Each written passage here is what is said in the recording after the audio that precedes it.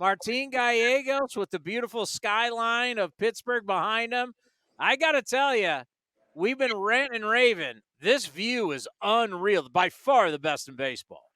Yeah, it's incredible. It's my first time here. I had very high expectations. Obviously, seen it on TV and seen the pictures, but to actually experience it in person, it's been remarkable. It's definitely up there with, if not number one, 1A, as, the best ballpark in baseball for sure.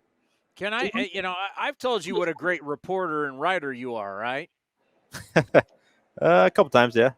Well, the fact that you promoted A's Cast Live in A's Cast the other day, I appreciate that, and I thought it was interesting. And you obviously listened, thought the same thing. It's like, yeah, you got some guys in Double A that can play, and at some point, guys are going to come up from Triple A. Is it time for the A's? We've seen other teams do it this year. Is it time to start thinking about Double A guys skipping Triple A because knowing what a joke Triple A is and coming straight to the big leagues? Yeah, I mean, what David said was, is very interesting. I mean, and we always talked about it.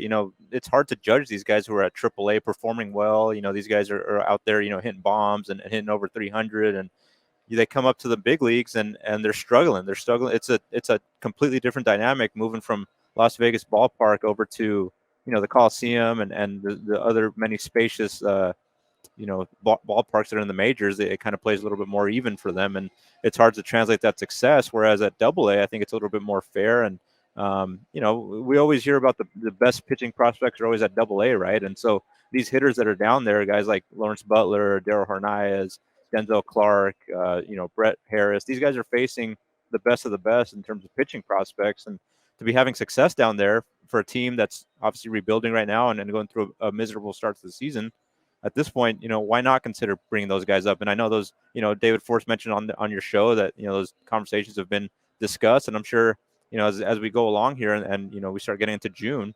it's only going to heat up a little bit more. These guys are performing. They're hitting well down there, doing everything that they've been asked to do. So, I wouldn't be surprised at all if we see some guys, straight from Double A to come up here. I know there's guys at Triple A who are knocking on the door as well, but Double A's got a lot of really good prospects who seem to be, making their case to come up here at some point. All right, every sport, the broadcasters and the reporters talking cliches. They've got the same statements that they say, the same critiques, it's the same stuff regurgitated over and over. Well, this is the big league level. Well, it's a big league level. Well, Jason Stark has come out with an article in The Athletic about the amount of pitchers that are being used, the amount of starters every team has used, the amount of pitchers. So I don't even know what the big league level is when you talk about all these guys getting hurt, now DeGrom going out. But so many teams are having to use so many different pitchers. And when you say, you guys in Double A, he hasn't seen big league pitching. Well, maybe he has because we're having to use so many Triple A and Double A guys now. I don't even know what big league pitching is because we're having to use so many different guys. Is that a fair statement? Yeah, I mean, we see all across the league. We're seeing guys getting called up. They just got drafted like last year. I mean, that's out the window now in terms of reaching a certain pitch limit or at bat limit. That's not really a formula that teams follow anymore. That's kind of the old school way of thinking. We saw it with Mason Miller this year. Mason Miller came up. He had 20 innings of minor league ball. So the A's, they've shown with that situation that they're not afraid to call a guy up if they need help. And obviously, we've seen the state of this bullpen, the state of this rotation. It's been a revolving door of guys, and they haven't really been able to settle, find guys who are reliable to pitch for you every fifth day outside of maybe JP Sears. And you hope Paul Blackburn can be another one of those guys who just came up. But there's no guys at the big league level for the A's that are blocking a guy from Double A or Triple A from coming up. If they're performing well down there, there's no reason that they should be down there for a whole season. Everybody is talking about the season for Ruiz. I got to talk about my guy Noda, who had another big night last night. Base hit in the first, walk and scored in the third, walked in the fifth, double in the ninth. Right now, he's on pace to get 102 walks. That is pretty impressive when you think about that type of season, his on base. We're watching Noda grow. I guess the only critique, and you don't want to, I mean, he's got a great eye. You don't want him to lose that. Just maybe sometimes be a little bit more aggressive. But now that you've gotten to watch him through all these games, you're now talking 62 games. What are your impressions of Ryan Noda, and how good do you think he can be? Yeah, he's talked about that himself, just kind of trying to find that balance of he's at heart he's a guy who's going to be patient at the plate, but there are times to get a little bit more aggressive. I think that's something he's still working out at the big league level. But so far, I mean, Tony, you always make the joke about the Moneyball joke about he sounds like an Oakland A already. He's prototypical Oakland A. I mean, a guy who gets on base a ton, can hit a bomb every now and then. You want to see the power show up a little bit more. It's shown up in spurts.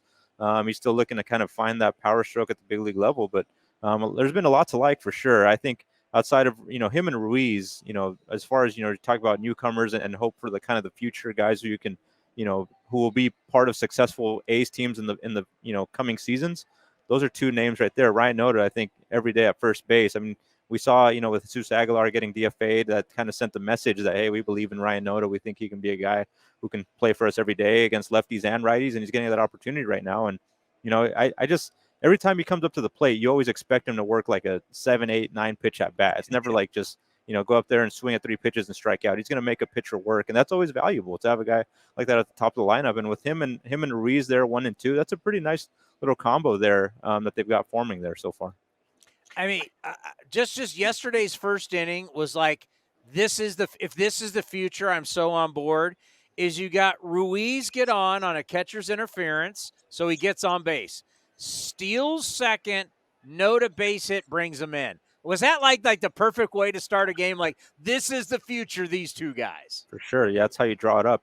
Those two guys, get on, and Ryan Noda can drive a ball to the gap somewhere. He doesn't even have to drive it very far because we all know how fast Ruiz is. Just get a hit, and Ruiz is gonna find his way circling the bases at some point. Now, we talked about we're going to look at Ruiz, Noda, Langoliers. I would say Allen. Allen's now being sent down for Kevin Smith. I know we haven't talked about that yet today, but the young guys we're really going to look at, and that's really who we care the most about. But when you start to talk about some of the veteran guys, it becomes a whole different thing. But one more thing on Ruiz. Tell me what you love and tell me what you think he really needs to work on. I mean, I think I love just the energy that he brings. The speed obviously is an exciting thing to watch on the bases. And he also, puts the ball in play a lot. He won't strike out a ton. He goes through little stretches here and there where he doesn't get a hit, but he generally puts the ball in play and takes advantage of his speed. He can hit. There's no question. He can hit. Yeah, for sure. As far as things, that's still to work on, I think a lot of that lies in his defense. He's kind of a quiet guy out there. Katse has talked about that. For a center fielder, you got to kind of take command and patrol that outfield and be the leader out there. I think he's, I think naturally kind of a shy guy, so he's still kind of trying to break out of that shell. But I think you got to be a little bit more, aggressive out there. But he's certainly got the range. I mean, we see the speed that he has out there. It translates in terms of range. He's able to track down a lot of balls. I mean, he's had some spectacular plays already this season, but he's also had a couple of plays out there where it's, defensive miscues where it's like, this guy's still learning to be a center fielder. Not long ago, he was still a second baseman. So he doesn't have a ton of time out there in center field, but, he's playing every day and he's getting an opportunity to kind of groom himself. And I think it's a positive to have Mark Kotze, a former center fielder, as his manager, who goes up to him, almost every day after games and kind of talks to him about things that he likes and things that he can improve on. What's going on with Ramon Laureano right now? So apparently he had some visa issues that, he had to go fix. I guess the visa expired and he had to go to the Dominican Republic in order to resolve it on Sunday. So he flew out after that Marlins game, and he's been gone these last 2 days. He's expected to land today, not before first pitch, but he'll be here at some point tonight. I don't know if he'll be available off the bench. I think Kotze was still a little bit unsure of that, but he sounds like he's going to be back here today. But, some visa issues, I guess that's all they left it at. But the good thing is he's back. He's going to be back today, and he should be in the lineup tomorrow for sure. Yeah, because it's a little shocking, right, when you didn't see him in the lineup? Yeah, and I had noticed, I hadn't seen him at all in the clubhouse, so I, figured something was up. But, luckily it's not something where, he's going to be out for a long time, because it seemed like he had a decent series in Miami as well. So it's kind of, they could have used him last night, off the bench for sure in those situations where they needed a pinch hitter. I mean, he's arguably defensively the best right fielder, defensively. And if you can just get his back going, I look at him as, there's going to be a lot of buyers, not a lot of sellers. So that's good news for the sellers. A's are a seller.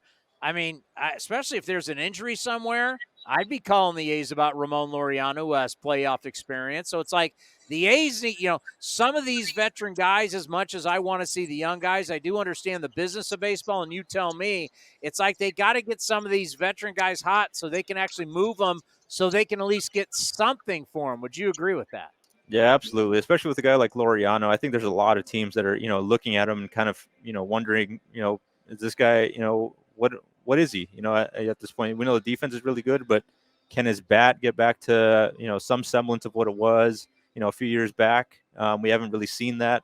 Like I said, he did have a decent series in Miami, and generally the at bats do seem to be a little better the past couple of weeks. So, once he comes back here, he'll get a chance to play every day again.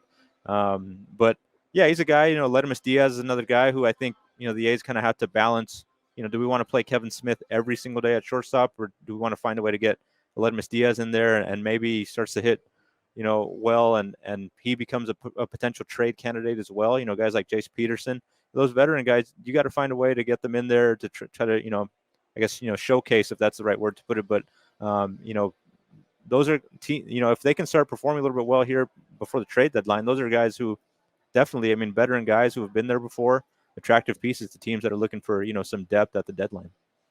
Well, if you think 12 and 50 is weighing on me, or if you think 12 and 50 is weighing on you, and if you think 12 and 50 is wearing on the players, I don't think anybody is getting more worn out than the coaching staff. These guys, Mark Kotze's not sleeping. Mark Kotze is miserable. This coaching staff is miserable. I mean, it's a brutal, brutal season, but the players still get paid. They're still playing. They're still living a very good life. Just how do you think this coaching staff is holding up right now? Yeah, well, I give Kotze a lot of credit, man, because the way this year has gone, even the way last year went, and as far as what we've seen as media members, he's never once lashed out at us or gotten smart with us or anything. He's handled all this very well. I know behind closed doors, it's like you said, it's eating at him, and he probably can't sleep a lot of nights, especially a game like last night where he basically said it. He didn't want to say they gave the game away, but there were so many opportunities there to win that. They should have won that game. Bottom line, they should have won that game. There were so many missed chances there, so many just kind of fundamental mistakes. And I think that's what kills them the most is seeing a game where, there's a possibility to win it. I mean, we know how rare those are this season.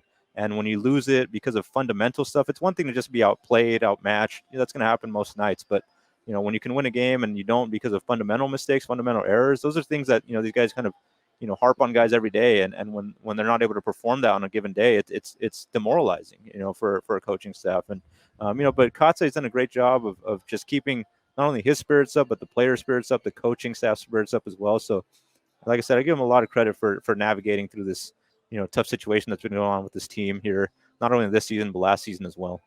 All right, we got to get to pregame, but I know you went over to the Roberto Clemente Museum. How cool is that in Pittsburgh? Yeah, that was awesome. I don't even know that place existed. Mark Ling, the A's PR director, invited me, and it was really awesome. Some of the A's broadcasters were there.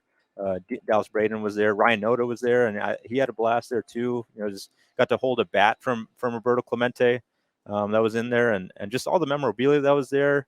It's 3 stories, and it's just full of just artifacts, and the tour guide, Dwayne Reeder, I believe his name, who founded the museum. Just incredible knowledge of the Clemente family. I think he knows most of the Clemente family members, and everything that he's got in there. There's a shop in there. There's a wine cellar in there. It's incredible. So any baseball fan, who finds yourself in Pittsburgh one of these days, go out there. It's only 9 minutes, I think, from here driving. So it was something that I'll never forget for sure. My first time in Pittsburgh, and to be able to go there and learn, I knew a little bit about, obviously, the history of Roberto Clemente, but the amount of knowledge that he dished out on us was incredible. And so it was really awesome. And I recommend it for anybody. I'd love to go back myself one day. Yeah, you talked to Dave Stewart about it. With all the great things that Stu did in his career, World Series, all that kind of stuff, he'll still tell you winning the Roberto Clemente Award, the biggest thing that ever happened to him in his career. It means a lot. And I would love to go to that museum. But there's only one problem. We'll end on this. There's only one problem with PNC Park. You want to know what that problem is? What? It's in Pittsburgh. It is kind of hard to get here. There's no direct flights anywhere. It sounds like so. In the end, It's Pittsburgh.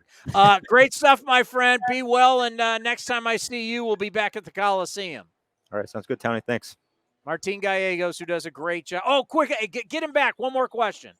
Can we get him back? One more question. What was that? Sorry. You're kind of in the same boat we are with all the stadium and all that. It's not easy, just to let people know. It's not easy to be like, hey, listen, we got to cover this team. All these other people, they can deal with the stadium stuff. Just for us who have to cover the baseball team, it's a whole different ball game, isn't it? It's a grind, especially when you're on the road. I've been talking about this with a couple guys. When you're the only guy on the road, it's hard. I mean, it's just basically a one-on-one session. Me and Mark Kotze most days, and me and the starting pitcher. And I think these guys, I give, like I said, I give Kotze credit. I give the players credit, man. They're good. A bunch of good dudes in there. They're grinding. This is hard for them to go through a season like this. Nobody likes to lose at this pace, especially. And it's tough some days, but they make it generally easy on me, which I'm super grateful for. Like I said, especially on the road, because it's tough when you're going through these losing streaks, man. But they make my job, a little bit easier with their attitudes about it. All right, buddy. Be well. All right, thanks, Tony. See you soon.